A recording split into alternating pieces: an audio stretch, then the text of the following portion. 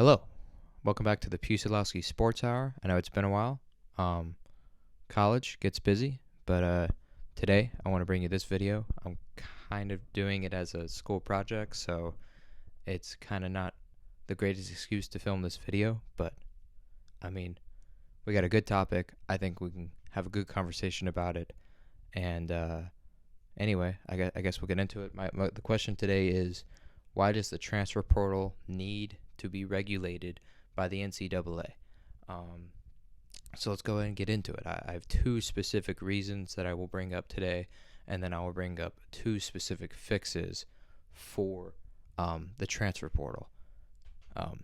For starters, I will say, don't get me wrong, the transfer portal, great thing, great for college football. It gives players unique opportunities to transfer without any regulation, which is a good thing,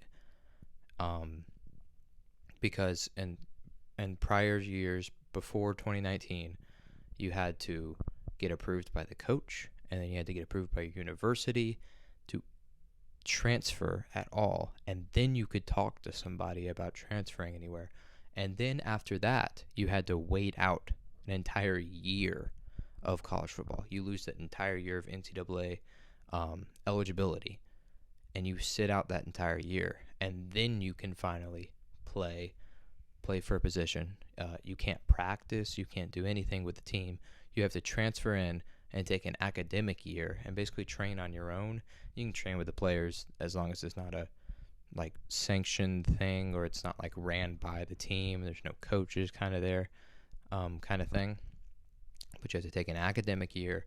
You lose a year of NCAA eligibility, and then you can finally play.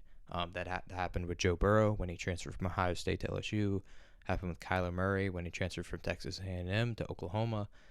Baker Mayfield, the quarterback right before him, he transferred from Texas Tech to Oklahoma. All three had to sit out a year. Not all three, of course, eventually ended up winning the Heisman Trophy.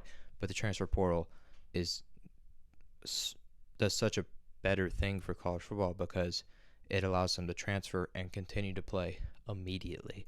So you have a good quarterback like Spencer Rattler, who had a great freshman season, had a okay sophomore season, did not live up to the freshman season in terms of the stats, wins, was replaced by Caleb Williams. So he transfers to South Carolina, rightfully so, because Caleb Williams is a better quarterback than him. He's not going to get any playing time, and Rattler has NFL aspirations down the road. He can transfer to South Carolina.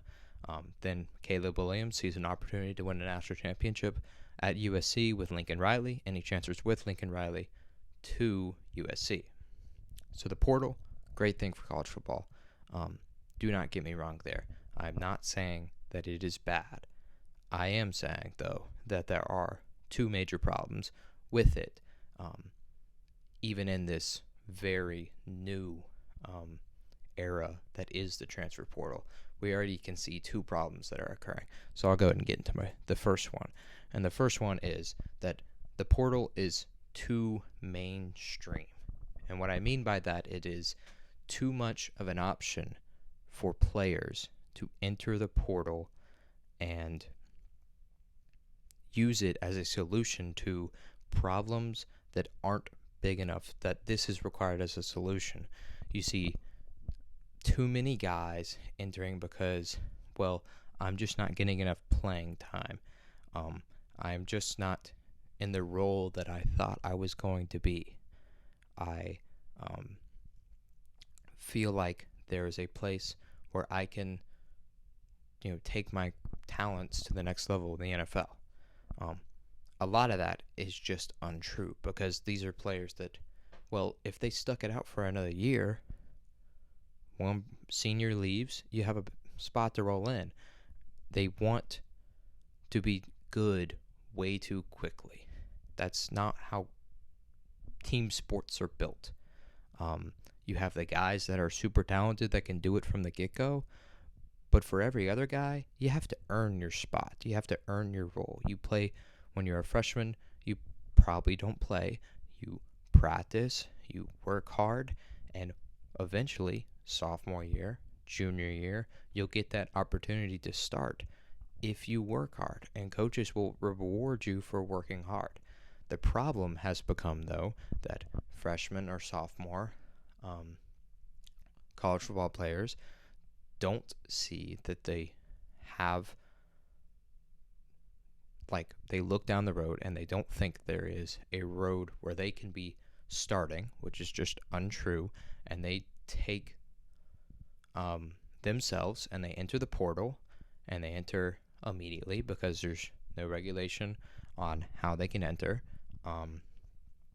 They enter the portal, and then they don't find somewhere to go.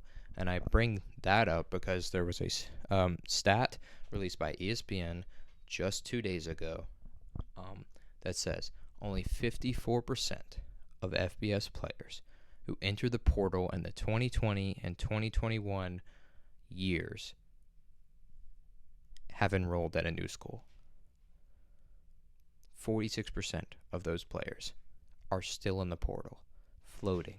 They let go of a scholarship that pays for their education, as well as paying for anything athletic aid that comes with meals, practices, traveling, all of that stuff. They revoke their position from the team. They basically are no longer enrolled at the university because they've thrown away their scholarship by entering the portal. You have to let go of your scholarship by entering the portal. And now they are just floating around. And if they're going to go back to college, well, they have to be a walk-on. Now you have to start paying for it. There's already a big enough problem in the world with student debt from college loans. And they got nowhere to go. Too many people think of this story of, well, I'm going to go transfer and then I'm going to become the next Joe Burrow. Or I'm going to go transfer and then I'm going to become the next Kyler Murray. And I'm going to transfer and I'm going to become the next Jalen Hurts. I'm going to go from Alabama and I'm going to go to Oklahoma, and then I'm going to go to the college football playoff, and then I'm going to go get drafted, and then I'm going to be a starting quarterback for an NFL team. Or I'm going to go to the Super Bowl if I'm Joe Burrow. Or I'm going to get paid boatloads of money that Kyler Murray is about to get paid. The truth is, that only happens 54% of the time. That you even find somewhere to go, and the likelihood of that happening is, 1 out of an entire class that goes into the draft. It's just not a proper reality. The portal, it's too mainstream. It's too much of a solution. It's used too often. There is a lack of ability to just muster through the tough times of, I'm not getting enough playing time, and then fighting and working and earning that playing time. That's how team sports are built. That's what makes team sports so good, is because you have those guys that work their butts off to get into the position that they want, and they get out there and they then shine, and they've gone through all of that adversity, all those tough nights where you sat the bench the entire time, or you watched your team from the sidelines and you watched your team take a tough loss and you never got to touch the field. And then you finally get to get out there, and with all that experience, you're a better player immediately compared to if you transferred and you tried to go play somewhere as a freshman. Too mainstream. Too many players use it. And the problem is we are too early in this process that players don't realize that this is going to be a problem. They don't have agents like if they were professional athletes, so there's no one advising them.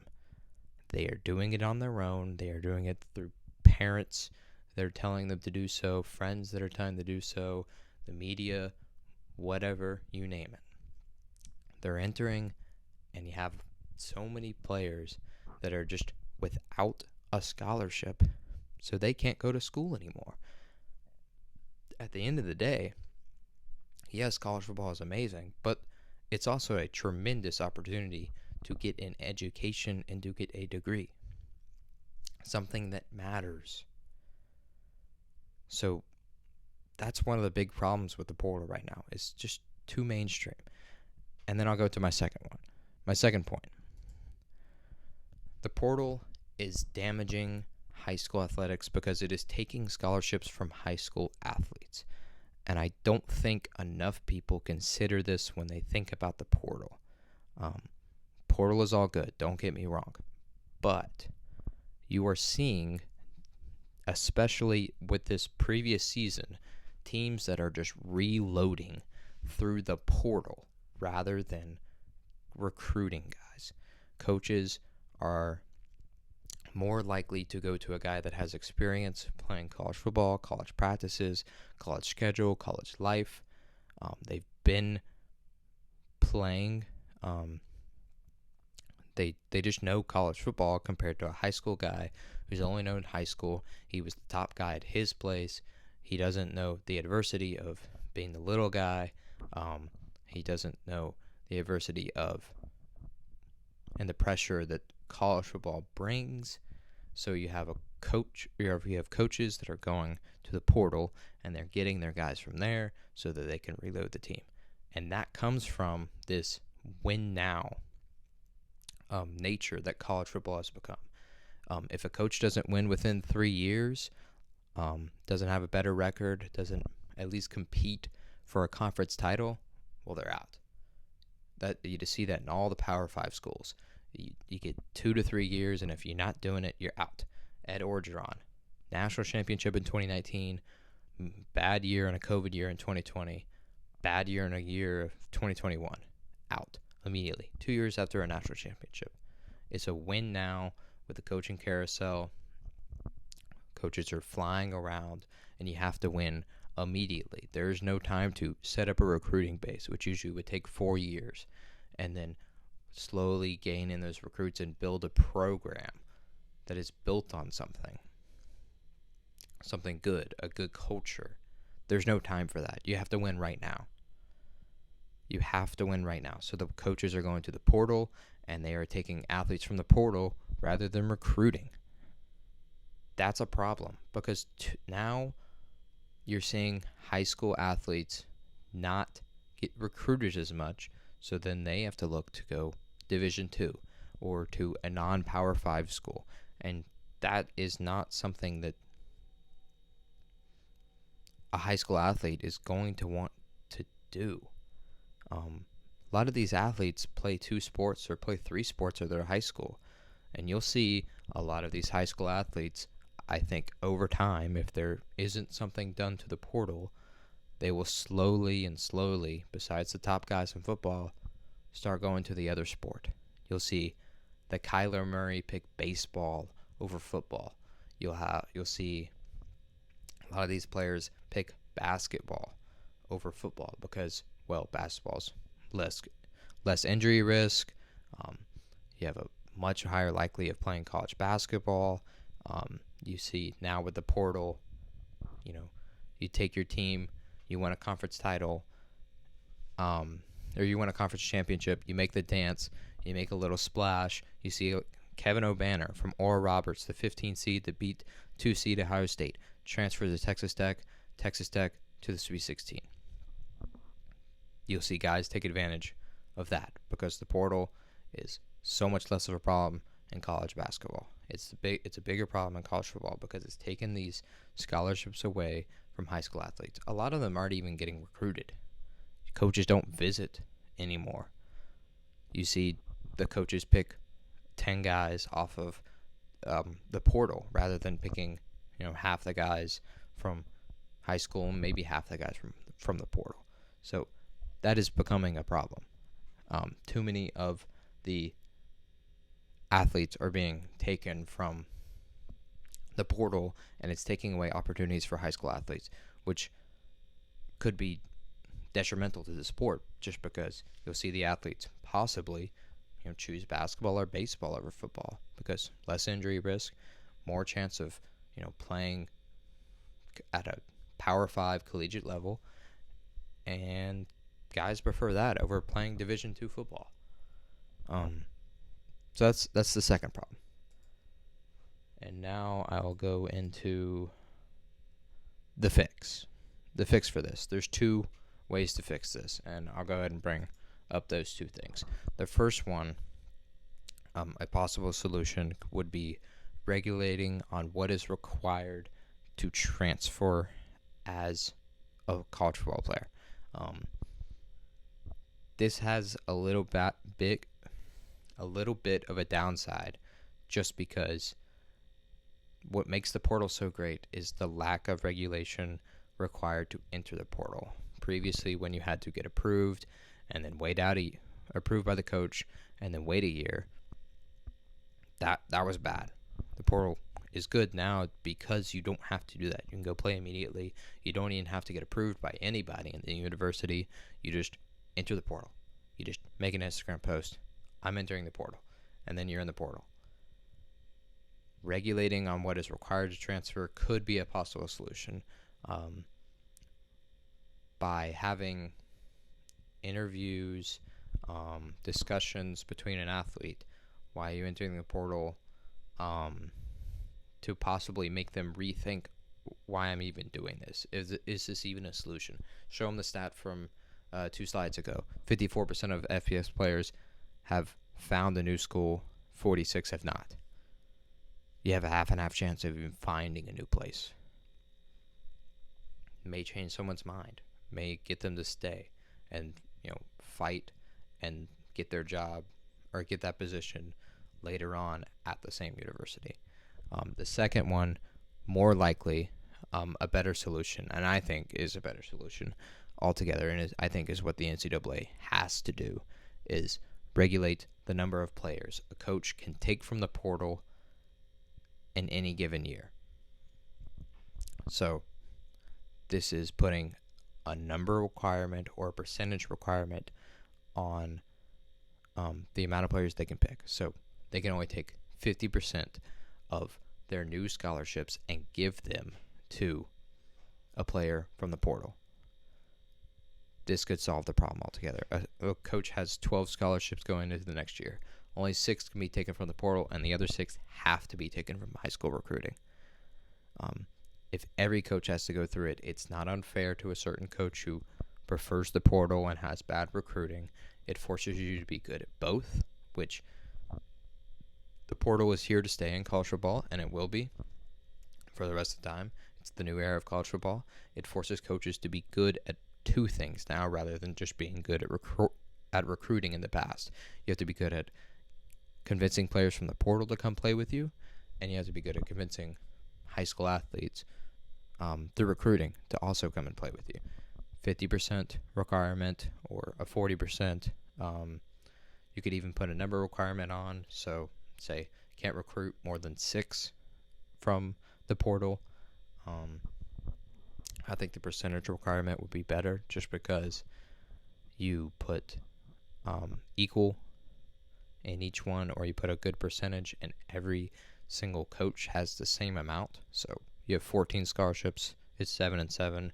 You have 10 scholarships, it's 5 and 5. And if you have an odd number, 10 and 11, NCAA can decide, put the extra one to the portal or put the extra one to recruiting. One of the two. I think this is the main fix. This is how you fix it. This is how you make the portal even better, possibly perfect. Of course, nothing can be perfect, but this is something that just needs to occur because of the 2 problems I mentioned earlier. The portal is just becoming too mainstream, too many athletes are entering and not finding new places. And then you have high school athletes who aren't even getting chances to play college football at a Power 5 level or even a Division 1 level. And that's not good for the sport, because it's, you have players that are less likely to try and play college football just because, well, I don't see a place to even play Division 1 football. And nobody wants to play, don't get me wrong, nobody wants to play Division 2 football if they have, like, NFL aspirations, or to what you see on TV is Division 1 football. So you're going to be more aspired to play Division 1 football. So if you regulate the number of players that a coach can take in any given season, make it 50-50, you can solve that problem by still giving high school athletes the chance. You have less positions available on each team. You cut them in half, meaning less players will enter the portal because there's just less spots open. And you also are still giving the chance to, what makes the portal so good is giving those opportunities for Spencer Rattler, who's replaced by Caleb Williams, to transfer to South Carolina and continue towards his aspirations of making the NFL. Of course, Caleb Williams leaves, but different story, different time. So those are the two things that fixes the portal. Regulating, one, what is required to transfer. Simple sit-down conversation with the university would be great, or with an NCAA official. Here's why I'm transferring. And then, that even that conversation itself, whether they get good advice or not, will at least give them time to think, is this the right choice? And then secondly, if you regulate the amount of players that can be taken by a coach or a university, there'll be less spots available, less players will enter, and you won't see coaches just go straight to the portal and take away positions from high school athletes. So those are your two things. That's how you fix the portal. If you like this video, give it a like. Don't feel free to hit the subscribe button. I'll be releasing another video right after this that is on the NIL. It's the second half of my project. But anyway, thank you for watching, and peace.